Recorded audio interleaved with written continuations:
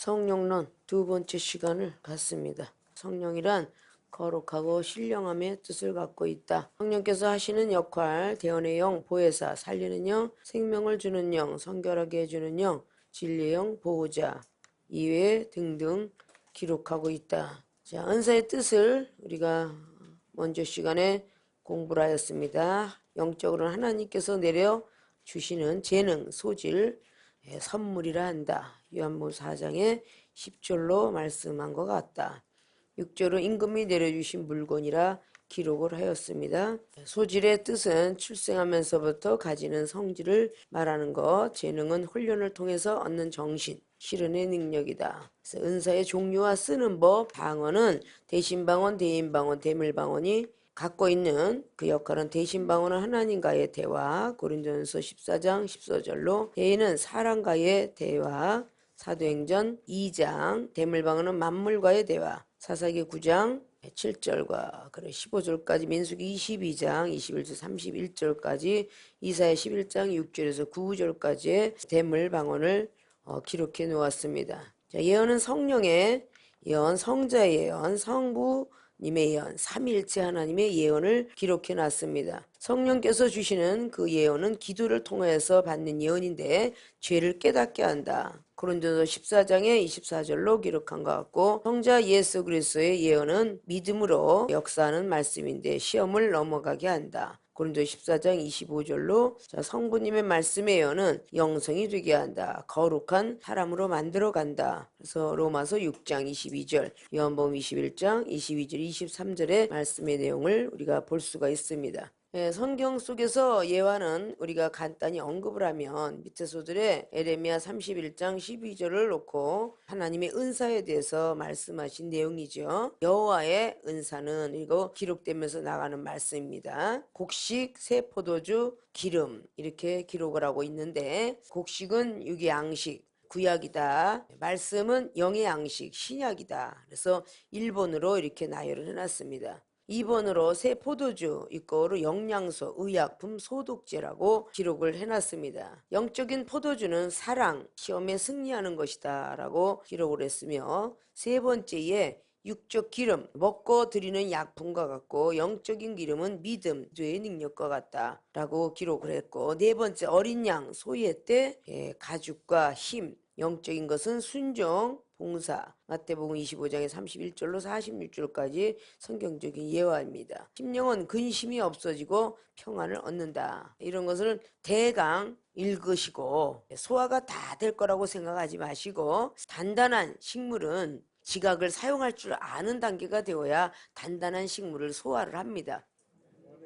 어린아이는 젖으로 시작해 이유식으로 시작하고, 생선이 나왔다 하더라도 그 생선을 발라먹을 줄 모르기 때문에 부모님들은 가시는 가시대로, 날개는 날개대로, 지느러미는 지느러미대로 분별을 하여서 그 생선을 먹게 하죠. 뼈에 있는 갈비는 먹지 못하는 것이며 고기는 먹는 것이다. 이렇게 분리시켜서 부모가 주는 것처럼 영적인 말씀들도 같습니다. 믿음의 분량대로 우리들에게 허락하는 것을 잘 볼 수가 있죠. 로마서 12장에도 말씀함처럼 예언은 분수대로, 믿음은 분량대로 그렇게 허락을 해야 되니라고 가르쳐주고 있는 걸 볼 수가 있습니다. 그래서 어느 시간이 가면 우리가 머리가 일깨어지고, 그리고 은사가 임하고, 듣는 귀가 넓어지고, 보는 눈이 높아질 때 그 모든 것들이 저절로 들어오게 됩니다. 어린아이가 성장되어서 어렸을 때부터 몸으로 타고나는 재능이 있는가 하면 그렇지 않고 배워가는 것들이 있는 것을 우리 잘 볼 수가 있습니다. 정신작용, 기억력작용, 지각작용 속에 어린아이만큼만 깨달아져요. 그래서 고린도전서 13장에 기록되어 있는 것이 부분적으로 안다고 그랬죠. 고린도전서 13장의 말씀을 잠깐 한번 펴보겠습니다. 9절을 보면 우리가 부분적으로 알고 부분적으로 예언한다. 그렇죠? 부분적으로 알고 부분적으로 예언한다 그랬습니다.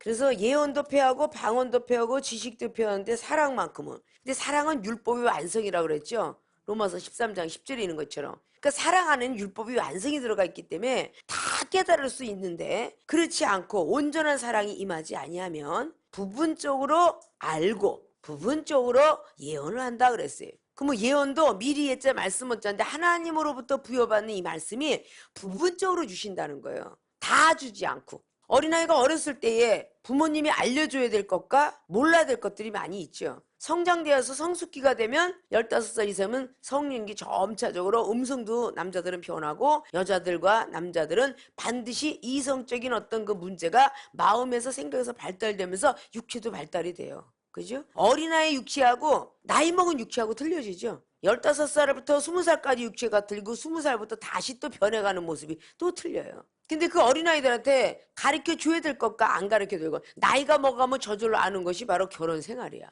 누구 어떤 사람이 교육을 시킨 사람은 없어. 근데 나이가 먹으면 저절로 이성 간의 문제는 해결이 돼.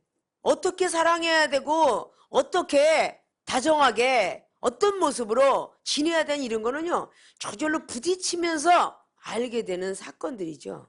그러니까 영적인 것도 바로 그런 부분이 있다 그 말입니다. 꼭 몰라야 될 일을 그렇게 굳이 알아가지고 사탄이가 좋아하는 모습으로 간다든지, 아니면 말씀도 아니고 저것도 아닌 막 이상의 어지러운 세상처럼 신비로 이상하게 간다든지. 그러니까 적당한 걸 알 만큼 알아서 어린아이가 밥을 먹고 칼슘을 위해서 생선을 먹고 단백질을 위해서 콩들을 먹고 이런 부분들을 전부 적당껏 채워주시면서 육체가 성장을 하죠.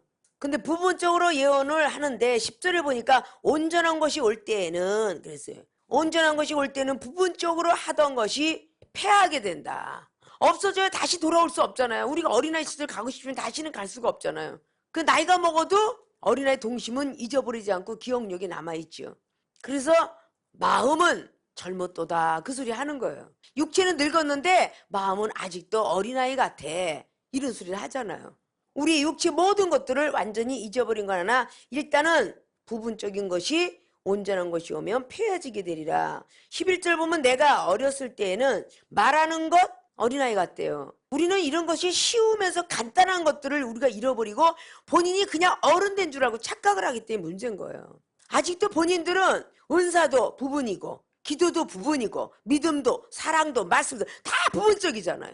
완벽해지지 않았잖아요. 완벽해지지 않았으면 자기가 전하는 말씀도 완벽성이 있다라고 보아서는 안 되는 거예요. 부분적인 말씀을 증거하고 있는 거죠. 기도도 마찬가지, 사랑도 마찬가지. 사람들은 말씀을 여기서 있는 걸 그대로 봉독해 올렸다고 해서 그게 완전한 것으로 생각한다고 말이죠. 전해봤자 로고스적인 것을 전했을 뿐이에요. 이 안에 레마적인 것도 너무도 높고 깊고 넓고 길어요. 근데 본인은 그걸 다 전해놓고 그걸 다 있냐? 66권을 전해놓고 그걸 다 있냐?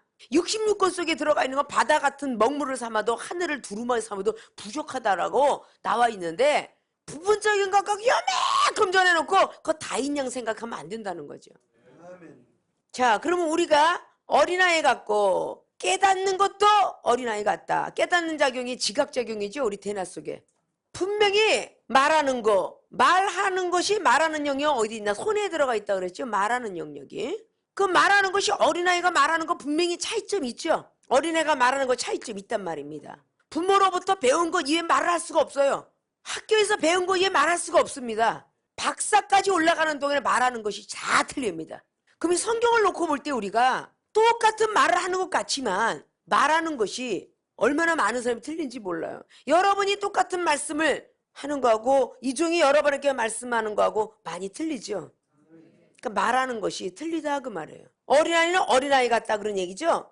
그 말하는 것도 어린아이 같고 깨닫는 지각작용도 어린아이 같은데 어린아이가 뭘 깨달아? 아니 여기서 어머니 아버지 안녕히 주무셨어요 깨달으려면 국민학교 가야 되는데 요즘 유치원생들도 이제 빨라져 갖고 알아요. 옛날에 어린이가 응애하고 태어나면 일주일 만에 눈이 떴답니다. 일주일 만에. 지금 일주일 만에 눈 뜨는 애가 어디 있어요? 일주일 만에 눈도 뜨고 일주일 만에 우유병을 빨았다고 그러죠. 옛날 이야기예요. 지금은 응애하자마자 젖병 찼죠. 그거 옛날하고 지금하고는 틀리다는 걸 우리가 알아야 되는 거예요.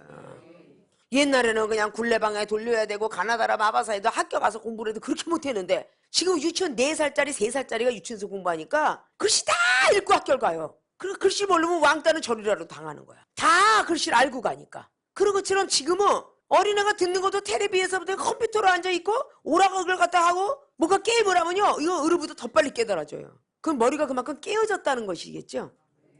말씀도 같은 거예요. 예전에 신앙생활 했던 거고 지금 신앙생활하는 애들하고 머리가 한치 높아가지고 목사를 있는 대로 판단도 하고 저기는 뭐 나보다 먼저 된 사람들 다 판단하죠. 애들이 먼저 읽는다는 겁니다. 시대는 이방인만 그렇게 변해가는 게 아니라 영적인 사람도 변해간다는 거죠. 그러면 어린아이가 오줌 매려 그러면 정신작용이 발달되지 않았거든요. 어린애는요. 오줌 매려 그러고 부모님이 조금만 느리면 5살 7살까지도 소변 매려 소변 매려가 벌써 싸요. 그 자리에서 막 쌉니다. 근데 중고등학교 정도 되면 소변을 참죠. 정신작용이 있다는 거예요. 생각과 감정을 지배해버리는 거예요. 참자 참자 참자 그래갖고 참는 겁니다. 화장실 갈 때. 근데 믿음의 사람들은 영적인 게 더 많이 참죠. 저 여러분은 참는 한계가 있어. 물 마시면 화장실 가야 되는데 이 좋은 물을 계속 뺏겠으를 한 뺏겠을 먹어도 10시간은 화장실을 안 가. 그러면 그게 증발된다는 얘기인데 과학적으로 생각하면 맞질 않죠. 더군다나 남자하고 여자가 더 못 참는 경우가 신체 구조예요. 그죠? 근데 참아 그게 바로 영적인 사람들이에요. 막 같이 소변을 해도 문 앞에서 화장실 앞에 쫙 10명이 섰다. 더 급한 사람을 양보해 줄 수 있는 그런 영적인 것도 갖고 있다는 얘기죠. 왜? 정신적인 지각적으로 지배해버리니까. 이런 것들이 바로 오늘 나오는데 깨닫는 거 말하는 거. 깨닫는 건 대뇌에 들어가 있고 말하는 건 손에 들어가 있어요. 뇌를 터져서 말 못하는 것 같지만 손의 작용이에요. 손의 쪽이 넘어진 거죠. 손의 쪽에 피가 터진 겁니다. 그래서 말을 못하는 거예요. 운동 이게 다 손에서 나오니까 몸 움직임도 마찬가지입니다. 근데 깨닫는 작용은 대뇌 속에 들어가 있어요. 지각작용하고 정신작용, 기억력작용 속에 3가지가 들어간 그 작용 속에 들어가 있어요. 이 대뇌 작용이 정보 처리하는 거라고 그랬죠. 저 상대방의 말을 쫙 들으면 바로 달팽이관을 통해서 고막과 건너서 달팽이를 건너서 대뇌로 전달되는 거예요. 그 대뇌에서 다시 또 빨리 받았고 초당으로 받아서 또 전달되니까 그 행동으로 가지는 거야. 하나님께서 바로 그렇게 정교하게 지어놓으셨지요. 자 그러면 어린아이와 같고 깨닫는 것도 어린아이 같고 생각하는 것도 어린아이 같으니 생각작용 자 손에 들어가 있다고 그랬죠. 그럼 지각작용 손에하고 대뇌하고 지금 번복이 된 거예요. 깨닫는 작용은 대뇌에 들어가 있고 말하는 것과 생각은 지금 손에 들어가 있는 거예요. 이 작용들이 바로 다 어린아이 같다가 장성한 사람이 되어서는 어린아이의 일을 버렸노라. 장성해지면 사람들도 어린아이 일을 버려지죠. 그 때문에 자기 자식 막 야단치는 거죠. 이 등신 같은 놈 머리도 더럽게 했고 공부를 그렇게 미련하게 못해. 자기가 그렇게 못해놓고 자기 자식들한테 막 그러잖아요. 어째 너는 누굴 닮아서 이렇게 부모 닮았지 누굴 닮아요. 누굴 닮아서 이렇게 머리가 안 돌아가고 공부를 못하냐. 기통백을 갉아가며 호차를 때려가며 막 그러잖아요. 다 엄마 아니면 아빠 닮았겠지요 뭐. 그래 안 그래요? 잃어버리는가 어려서 어쩌면 그렇게 지질이도 똥오줌을 못 가리냐. 자기 과거를 잃어버리잖아. 자기도 똥오줌 못 가렸잖아. 그 부모님이 다 키워주셨잖아. 그래 안 그래요? 어쩌면 그렇게 못 가려. 어쩜 밥을 질질 흘리고 다니고 세상에 놀지 말라고 어쩜 더 이쁘게 입으라면 그렇게 개구장이 노릇을 하고. 마태복음 강의하시는 교수님이 덕산 캠퍼스에서 아이들은 막 오는 거 어쩌긴 쌈막거리 양양지 말을 안 들어? 이러고 막 난리를 쳐요. 그러면 이종이 딱해서 목사님 어렸을 때 무덤에 쫓아다니면서 개구장이처럼 그렇게 뛰어놀았다며. 왜 그 일을 잃어버려? 그렇게 극성 맞고 잠시도 안 앉아 있는데 애들도 애들인데 자기 과거를 잃어버렸던 걸 기억나게 하면 그렇지 나도 그렇게 개구장이처럼 얼마나 말을 안 들었으면 그냥 아버지가 맨날 두드러 패가지고 그냥 히키거렸다는데 그렇게 말을 안 들어놓고 누굴 보고 말 안 듣는다고 그래. 이렇게 이야기를 종종 할 때가 있어요. 과거를 잃어버린다는 거야. 장성해지면. 자 영적인 것도 여러분이 장성해지면 다 잃어버려. 아유 기도도 더럽게 못하고 자빠졌네. 그걸 모르게 아버지 주여 아버지 모르게 맨날 중원부원하고 자빠졌냐. 이렇게 또 훈계를 해요. 자기 과거는 잃어버리고 다 자기의 과거들이 있는 거야. 그 노력들해라 그러고 어쩌면 그렇게 시험 들고 세상을 그렇게 못 버려. 아유 자기도 그렇게 못 버려놓고 그렇게 나한테 지적을 받고 변화받아서 지금 능력들 받아놓고 어휴 저렇게 세상을 못 버리고 그래 시험이 도다지 들고 어쩌면 그렇게 미워하고 싸워. 자기들도 그랬는데 얼마나 웃겨요 그게. 장성되지만 자기의 어린아이 시절 잃어버렸노라. 그런 얘기 하는 거요. 사랑이 없는 인간들에게 사도 바울 선생님께서 고린도 교회들 너희들 은사 많이 받았니? 라고 얘기하는 거예요. 그러면서 이어서 우리가 이제는 거울로 보는 것 같이 힘이 하나 그때에는 얼굴과 얼굴을 대하여 볼 것이요 이제는 내가 부분적으로 하나 그때에는 주께서 나를 아시는 것 같이 내가 온전히 알리라. 온전한 사랑이 오면 주께서 우리를 아는 것처럼 우리도 온전히 알 때가 온다는 거죠. 그래서 그런즉 13절로 말하기를 믿음, 소망, 사랑 이 세 가지는 항상 있을 것인데 그 중에 제일은 사랑이라 라고 기록했어요. 아우 내 기도를 누가 쫓아와 라고 말하는 사람은 13장의 1절 말씀들을 잘 머릿속에 기억해야 돼요. 내가 사람의 방언과 천사의 말을 할지라도 방언이 따로 있고 천사의 말이 따로 있어. 사람의 방언 뭘까? 천사의 말은 뭐며? 천사의 말은 하나님이 영으로 우리에게 주시는 것인데 사람의 방언은 또 뭘까? 그런데 사랑이 없으면 소리나는 구리와 울리는 꽹가리가 된다. 천사도 하나님의 지신 피조물이니 천사의 말은 또 과연 누가 전할 것이며 천사의 말을 듣는 사람들이 선지자들이 꽤 됐죠. 천사의 말을 아무리 전해줘도 귀가 멀었으면 못 듣습니다. 누가복음 1장에 마리아는 귀가 열려있기 때문에 들은 거예요. 가브리엘이 나타나서 마리아야 누구십니까? 천사라는 거를 알고 대답은 나는 가브리엘이니라 좋은 소식 가지고 왔다 라고 이야기하니까 무슨 좋은 소식이요? 아이가 잉태될 거야. 아니 남살스러워. 내가 남자도 모르는데 어떻게 아이가 있어요? 하나님의 능력이 너를 덮어주고 성령의 능력이 너에게 임하면 그렇게 될 것이다. 말씀을 갖고 있던 사람이다 보니까 말씀대로 되어지길 원하나이다 라고 하는 순간이 잉태됐다는 거죠. 아멘 하는 순간에 우리 잉태되는데 어떤 잉태? 말씀으로도 되고 은사로도 되고 믿음과 모든 것이 잉태되는 거예요. 내 생각엔 나는 아직 멀은 것 같아. 나이도 많은 것 같고 머리도 나쁜 것 같고 공부도 못한 것 같고 가문도 별로고 돈도 없고 생긴 것도 자리몽땅이고 난쟁이 똥자루만 하게 생겼고 나는 아이고 하나님이 안 돌아볼 것 같아. 기왕이면 멋있는 사람 돌아보고 그 세상에는 엔터테인먼트에서 노래 잘하고 연예인들 중에서 잘생기고 이런 사람을 뽑아야지. 하느님 나라의 연예인은 잘생기고 노래 잘하고 그렇다고 뽑아가는 거 아니에요. 춤 잘 치고 그러다 뽑아가는 거 아니야. 믿음이 좋고 말씀이 좋고 순종 잘하고 겸손하고 그럼 뽑아가는 거예요. 아십니까? 내 생각에 나는 아무것도 못할 것 같아요. 이렇게 하지 말라고 그랬죠. 열왕기 5장에 나만 장관이 그랬다고 그랬죠. 나만 장관이 내 생각에는 하나님의 이름으로 당초해놓고 손을 얹고 안수하면 괜찮겠다라고 낫겠다라고 했던 내 생각이 문제라고 그런 거죠. 내 생각에는 아무리 말씀을 읽어도 난 안 들어갈 것 같아. 내 생각이 문제가 되기 때문에 문제의 응답을 못 받아요. 열왕기 5장의 10절부터 12절까지의 내용을 보면 절대 나만 장관은 문득분 못 고쳤습니다. 그걸로 맥락을 졌더라면. 그러나 13절 14절은요 부하의 말을 들었기 때문에 문둥병이 날 수 있었다는 거죠. 그럼 엘리사 선지자의 말 첫 번부터 믿었더라면 고생할 필요인데 자기 생각을 믿었던 거죠. 열왕기 3장에도 엘리사가 검은 거 타고 있을 때에 그들이 원하는 답을 준 게 아니라 그들이 원치 않는 답을 줬다는 거예요. 왜 베드로 사도에게 요한복음 21장에 15절 이하로 네가 원치 않는 것을 이제부터 끌려다니리라 라고 했겠어요. 베드로 사도한테. 우리가 원하는 답은 절대 주시지 않습니다. 그럼 하나님이 아니시죠. 왜 그럴까? 순종을 하나하나 보려고, 믿음으로 순종을 하나하나 보려고 우리가 원치 않는 답을 주신다는 거예요. 검은 곳 타면서 예언받는 것도 이상하고 개천을 많이 바라는 것도 이상하고 비도 바람도 부재 물이 내리는 거 이상하고 그 소재 드릴 때에 저 에돔부터 하나님 물이 내려와서 핏빛으로 변하게 하니 모압 족속이 그걸 보고 핏물이라 생각하게 하시고 결국 승리로 이끌어내는 것을 잘 볼 수가 있죠. 하나님 방법 우리 방법은 완전히 틀려요. 믿습니까?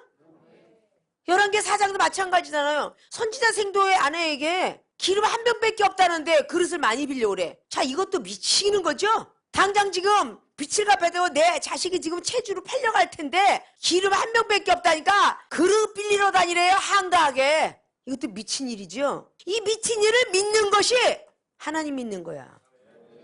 말도 안 되는 것을 믿어드릴 때 하나님은 엄청난 역사를 합니다. 대역사를 해요. 그게 성경적이에요. 선지자가 말한 건 하나님의 대언인데 예언이고 대언인데 그 말 안 믿고 내 생각에는 설마 이게 돼? 안 되죠. 그래 안 그래요?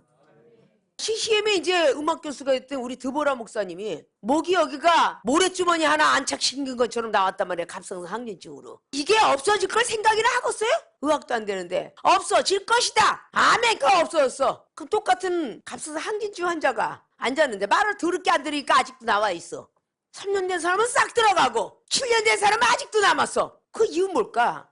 믿음이 연약하니까. 내 생각에는 안 된다고 생각할 테니까. 하나님이 주신 믿음은 가하느냐 이해하시오 하면 예와 아멘뿐인 거야. 그러니까 주님은 눈먼 소경한테 내가 너에게 기도하면 날 것을 믿느냐고 물어요. 예, 주님께서 해주시면 믿습니다. 그럴 때 눈이 떠졌다 그랬어. 아십니까? 우리 생각하고 완전히 틀린 거예요. 모세의 기적도 마찬가지예요. 그 모세를 계속 일깨워줬죠. 하늘에서 궁창을 낸들, 그게 모세의 생각이었어요. 어떻게 이 200만의 모든 백성들을 먹이고 살립니까? 내가 손이 짧겠느냐? 믿어라. 그래 얘기한 거죠. 한 번은 실수했지만 두 번은 믿었기 때문에 메추라기가 날아왔고, 자, 만물을 인정해드려야 된다는 것이 이제 은사에 대해서 만물의 정신, 자세, 이게 이제 뒷절에 나온 건데, 만물을 인정해드리는데 만물을 누가 지었어? 하나님이 지으셨잖아요. 생물이고 동물이고 식물이고 다 하나님이 지으셨잖아. 명령만 하면 날아오는 거야. 그래 안 그래요? 야, 모세하고 백성들이 지금 간구하고 기도하고 있으니, 자, 메추라기들아, 하나님 음성은 들을 거 아니야. 새들이라도 하나님이 지으셨으니까 니네들이 거기 날아가서 좀 희생 좀 해야 되겠다. 아이고, 하나님을 위해서 죽으면요 이게 아주 천국이죠. 새들도 그랬을 거 아니야. 메추라기도 우리가 주를 위해서 죽으면 천국이죠. 아, 이것처럼 우리가 그냥 감사한 게 어딨어. 이러고 죽어야 되는데 살기를 버둥거리니까 의학도 찾고 과학도 찾는 거 아니야? 지금 죽어도 천국입니다고 죽는다 그러면 죽고자 하면 살고 살고자 하면 죽는다는데, 나라에 하면요 장군들도 그래요. 이순신 장군이나 최영 장군이나 이성이다 모두 다 그럴 때 나라를 위해서 죽는 것이, 임금을 위해서 죽는 것이 내가 태어난 목적이요 이러고 죽잖아요.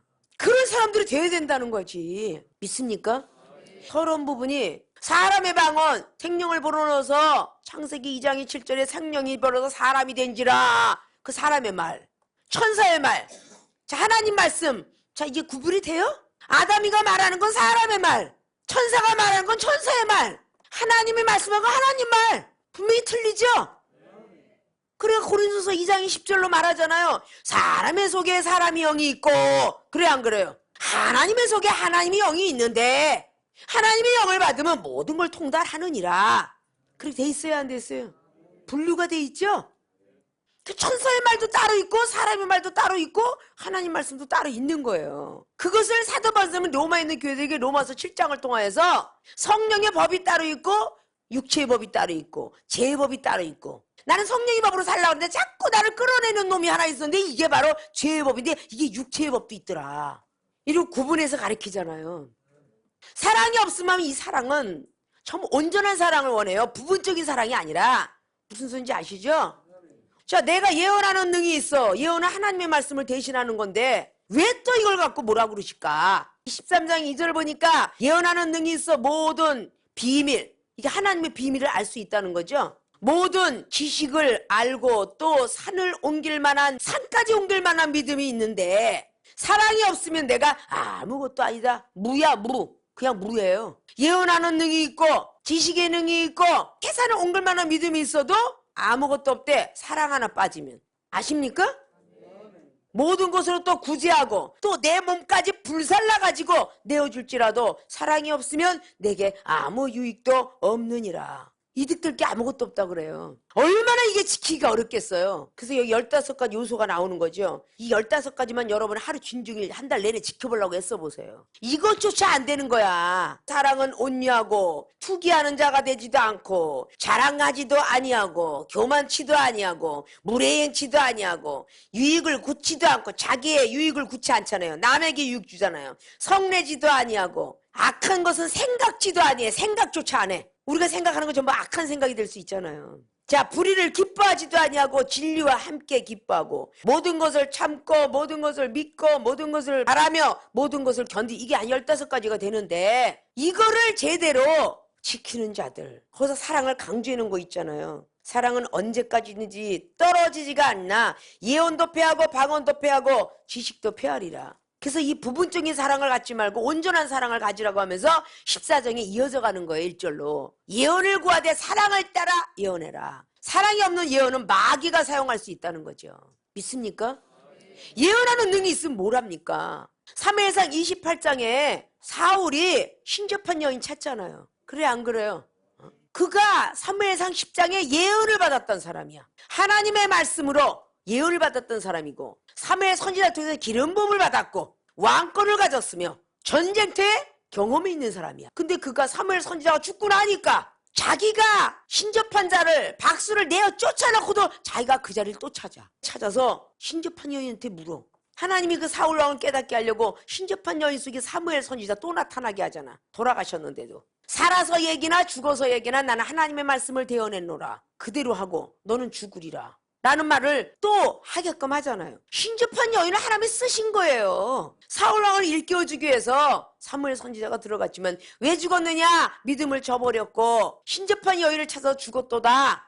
역대상 10장에 사울은 이렇게 해서 죽었다 라고 나와요. 믿음을 저버렸느니라. 그리고 신접한 여인을 찾았도다. 기다리지 못하고. 라는 뜻이죠. 25장에 이렇게 세 단계의 예언도 있다. 그런 얘기를 한 거죠. 성령, 성자, 성부가 예언이 이렇게 틀리나? 부분적으로 사랑을 갖고 있으니까 부분적인 예언도 나온다. 이게 이제 이해가 되셔야 돼요. 예언이면 예언이지가 아니라 부분적인 예언도 있구나. 감당하지 못할까봐 부분적인 예언도 있는 거예요. 내가 너를 죽이리라 이러면 그 사람이 정말 죽을까봐 졸도해서 부분적인 예언을 주시는 거예요. 회개하라. 넌 어찌 누굴 그렇게 미워하느냐. 너는 아직도 이렇게 더러운 마음 품고 있느냐. 이러고 예언이 나오는데 너는 오늘까지 내가 기회를 준다. 만약에 내일까지 말하면 넌 죽이리라. 이러면 그걸 하나님의 예언의 말씀인지 누가 믿겠어요. 감당치 못하잖아요. 잘못 내려온 것 같잖아요. 성경 말씀의 대선지자는요. 죽이리라 예언 많이 받아요. 아십니까?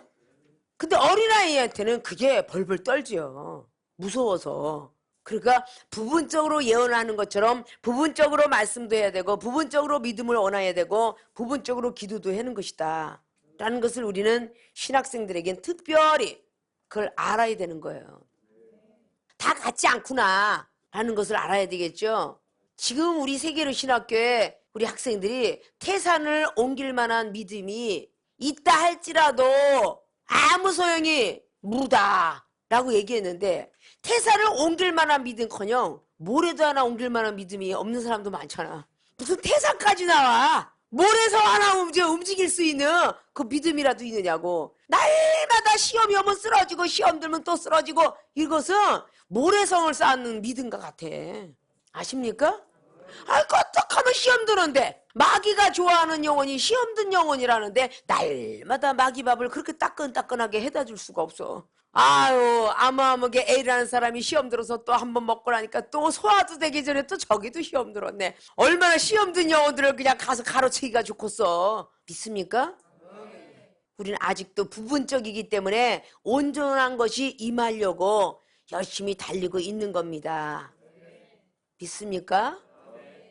자, 뒷면에 요한복음 4장을 보도록 합니다. 29페이지. 예수님께서 사용하신 은사. 어떻게 예수님은 은사를 사용하셨을까? 우리가 다른 선지자나 사도들을 닮는 것도 좋고 제자들을 닮는 것도 좋은데 예수님 닮는 것이 가장 좋지 않을까요? 그렇잖아요? 예수님께서 어떻게 은사를 사용하시고 어떻게 영혼들을 사랑하셨는가. 날마다 듣는 것만 있으면 뭐합니까? 우리가 행해지지 않는데. 자, 첫째, 예수님께서 사용하신 은사는 영혼 구원의 목적을 두셨다. 자, 요한복음 4장을 보면 영혼 구원의 목적을 두셨기 때문에 첫째, 물을 좀 달라. 7절에 이거로 말씀. 2번에 당신이 어찌. 자, 영혼 구원의 목적을 먼저 두셨기 때문에 어떤 불쾌한 말이 오더라도 시험이 들지 않는 거예요. 우리가 먼저 영혼 구원의 목적을 둔다든지 공부하는 신학생이 공부하는 목적의 시험을 둔다든지 뭔가가 어느 목적에다가 목적을 두면 절대 시험이 들지 않죠. 분명히 요한복음 4장은 예수님의 제자들과 같이 사마리아로 통행하러 가고 있는 길이었어요. 4장의 4절로 사마리아에 있는 수가라는 이제 동네에 이르십니다. 야곱이 그 아들 요셉에게 준 땅이 가까웠어요. 야곱도 믿음의 조상이고 요셉도 마찬가지고 이스라엘 백성들에겐 전부 조상이죠. 거기 또 야곱의 운물이 있더라. 예수께서 행로로 권하여 걸어다니면서 지치셨어요. 그렇기 때문에 운물 곁에 그대로 앉으셨다고 했으니까 때가 제 6시쯤 되었더라. 그럼 6시면 몇 시라고 그랬어요? 한국 시간으로? 12시. 9시쯤 우리 주님이 돌아가시니까 그게 3시쯤 돌아가셨더라 그랬죠. 아주 뜨거운 12시예요. 정오의 빛입니다. 너무 피곤해갖고 앉으셨다는 건요, 지쳤어요. 지쳐서 앉으셨어요. 그냥 물만 마시고 물만 좀 맞고 가도 되는데 영혼의 목적을 두었기 때문에 사마리아 여자 하나가 와요. 유대인이 상종치 않은 사마리아 여자가 하나가 오죠. 물을 길러 왔음에 예수께서 물을 좀 달라고 하시니 딱 왔는데 물을 길러 와서 물 좀 달라고 그래요. 그런데 8절에 보면 제자들이 먹을 것을 사러 동네에 들어갔음이로라. 제자들은 배가 너무 고파서 동네에 먹을 것을 사러 갔어요. 예수님을 앉아 계세요. 어른 섬기는 거니까 선생님이니까 랍비니까 여기 앉아 계세요. 우리가 먹을 걸 좀 갖고 오겠습니다. 하겠는데 사마리 여인이 마침 물을 길러 왔어요. 물을 길러 왔는데 그 자리에서 물을 좀 달라고 하니까 바로 사마리아 여자가 가로되 당신은 유대인으로서 어찌하여 사마리아 여자 나에게 물을 달라고 하나이까 하니 이는 유대인이 사마리아인과 상종치 아니함 일러라 그랬어요. 자, 영혼의 구원에 목적을 뒀는데 이것을 우리가 스크린을 쫙 성령을 받은 사람이라면 영감으로 스크린을 돌릴 줄 알아야 돼요. 이 성경 속에 2000년으로 들어갈 줄 알아야 돼. 타임머신 타고. 그래야 제대로 보이는 거예요. 지금 지쳐있는 그 모습, 이런 많은 모습들 속에서 그냥 물만 달라면 물만 마시고 그냥 물만 한 모금 주시오. 그 나한테 좀 안 주시오. 이러고 얘기해서 물만 얻어 먹어도 되는데 오늘 예수님께서 성령으로 잉태돼서 성령으로 태어나신 분이에요. 마리아도 은혜를 받은 자요, 여자요 그랬어요. 그럼 마리아도 성령 받은 사람인데 마리아가 사내를 알고 난 게 아니라 또 성령으로 잉태시켜서 낳았으니 그 아이가 예수님이시더라. 그 예수는 하늘의 이름을 갖고 와가지고 30세가 되어서 마귀에게 시험을 당하러 가셨던 시절이 마태복음 4장에도 기록하고 있고 갈릴리로 가서 제자들을 선택해요. 그래서 예수님께서 일하시던 나이가 30세쯤 되더라. 몇 장에 있다고? 누가복음 몇 장? 3장 23절에 누가가 기록한 거예요. 예수님께서 일하시려고 나선 나이가 30세쯤 됐더라 그래요. 아니 누가 30세고 뭐 3년 반만 사역했대 누가 그래? 이러고 따지는 사람도 많아. 아십니까? 그때서부터 하나님이 일하기 시작했더라라고 하거든요. 믿습니까? 오늘 주님께서 물을 좀 달라고 하니까 당신이 어찌 우리에게 물을 달라고 합니까? 라고 이야기하는데 주님은 바로 물을 좀 주면 좋지 물이 그렇게 비싸? 이러고 따진 게 아니라 오직 그분은 영혼 구원을 목적을 두셨기 때문에 물에 관한 것이 아니라 물은요 하나의 수단과 방법이었어요. 이 사마리아 여인하고 교통을 하려고 성령이 교통하심을 하려고 말의 수단이었습니다. 여인이 딱 오니까 아 영혼 구원 시켜야 되겠네. 이것부터 생각했다는 겁니다. 목적이 거기가 있으니까. 만약에 물에 드시고 싶었으면 그 이상의 걸 생각 안 해요. 지쳤으니까. 근데 이 세상에 많은 사람들은 감정의 동물이라 아무리 원수 같아도 다 감정의 동물이라 먹는 것 그렇게 냉정하지 않는 모습을 볼 수가 있어요. 물 한 모금이니까. 대답이 내가 너무 목이 말라서 그러니 여인네요 물 좀 주셔 이래야 우리가 육적으로 해석이 맞는데 10절에 예수께서 내가 만일 하나님의 선물 하나님 얘기를 하고 있어요. 내가 만일 하나님의 선물과 또 내게 물을 달라고 좀 달라 하는 이가 누구인 줄 알았다면 내가 그에게 구하였을 것인데 그가 생수를 내게 주었으리라. 하나님의 선물을 알고 너에게 물을 달라고 하는 내가 누군 줄 알았더라면 선물도 구했을 것이고 물도 주었을 것이다. 나는 말하고 있잖아요. 오직 예수님께서는 영혼권의 목적을 두신 거야. 성령으로 오셔서 성령으로 잉태해 태어나셔서 백성들을 구원하러 오실 바로 구주 예수시라. 이걸 받고 태어나잖아요. 성령은 우리에게 은사를 선물로 주시는 거예요. 비둘기 같은 성령이 침례를 할 때 임했죠. 그러니까 성령의 뿐인 건 확실하죠. 성령을 받은 사람이라면 내가 먹고 마시는 게 중요한 게 아니라 영혼 구원의 목적을 둬야 된다는 겁니다. 믿습니까? 동문서답인 것 같으죠? 영적으로 얘기하는 걸 육적으로 동문서답을 하면 끌려가기 쉬우나 육적인 말을 할 때 영적인 얘기를 하면 우리가 끌고 와야 돼요. 아십니까? 우리가 정말 하늘의 진함처를 갖고 있다면 이방인한테 끌려가는 게 아니라 우리가 끌고 와야 되는 거겠죠. 우리 주님은 이방인이 얘기하면서 오늘 사마리 여인이 당신과 우리는 원수 사이다. 완전히 금을 놓고 있는 거죠. 완전히 원수니까 말하지 말라. 이러고 완전히 담벼락을 쌓고 있는 겁니다. 근데 유도에 나가는 거 보십시오. 주님께서 가신 은사는 엄청난 지혜와 그래서 기묘자라 그리고 모사 얼마나 재능과 모략과 이런 걸 다 갖고 계신 분인지를 몰라요. 은사 쪽에서 다 나오는 장면들이죠. 그래서 영혼권의 목적을 주셨다는데 두 번째 복음을 이해시킨다라는 말로 이어놨어요. 복음이라는 것은 복복자 소리음이라고 그랬죠. 새로운 복의 소리를 너한테 전해준다. 자, 이 사람도 야곱의 운물이라고 하잖아요. 그러면 그때 지역으로 볼 때는 야곱의 운물인 걸 다 알아요. 모세율법을 배워왔고 아브라함 믿음의 조상인 거 알고 아브라함의 후손이 야곱인 줄 알고 그 후손이 요셉인 줄 아니까 그 지역의 이름만 봐도 딱 알잖아요. 우리가 춘천도 땅을 딱 가면은 신라 백제 고구려 이걸 알듯이 말입니다. 아, 여기 신라 땅이었네? 그 지역에 뭘 보고도 환경을 보고도 대본에 알잖아요. 여기 신라의 첨성대 경주 불국사 신라였는지 백제였는지 그때 당시에도 보니까 아, 여기는 야곱의 운물이라는 것을 알게 돼 있죠. 복음을 이해시키기 위해서 하나님의 선물과 너에게 물을 달라는 이 사람이 누군 줄 알았더며 라고 기록한 겁니다. 그래서 하나님의 선물, 호기심 작동시키죠. 두 번째 생수, 능력, 택한 뜻. 내가 너에게 물을 달라는 사람인 줄 알았으면 나에게 오히려 물을 줬을 것이다. 사랑으로 후대했을 것이다. 이런 뜻이죠. 우리가 이런 과정을 많이 접하게 되는데 정말 성령을 받은 사람이라면 예수님께서 사용하신 은사를 우리가 사용할 줄 알아야 돼요. 예수님의 은사를 강하게 막 그냥 화를 내면서 사용한 게 아니라는 거죠. 당신이 미쳤어! 이러고 달려와도 오히려 부드럽게 하셨다는 겁니다. 사랑은 오래 참았다는 거고 온유하다고 그랬고 투기하지 않는다 했고 진리를 얻고 기뻐한다고 했고 악은 어떤 생각도 안 한다고 그랬고 온전한 사랑이 임하신 분이잖아요. 근데 우리 부분적인 사랑이 있기 때문에 냅다 소리를 쳐요. 아니 물 좀 다는데 뭐 이렇게 신경질이야? 바로 소리가 나가죠. 이거는 우리가 일상생활에서 너무도 많이 볼 수 있는 사건이에요. 성령을 받았다는 사람이 밥을 먹을 때라든지 같이 잠을 잘 때라든지 어딜 걸어가서 쇼핑을 할 때라든지 이거 좀 들고 있어. 아 싫어 네가 들고 있어. 거의 그러죠. 국수를 하나 먹으려고 숟가락은 너는 손이 없어? 대번에 그렇게 신경질부터 나가지. 아, 이 여인 내가 하나님의 선물을 모르고 있구나. 내가 누군지를 모르고 있구나.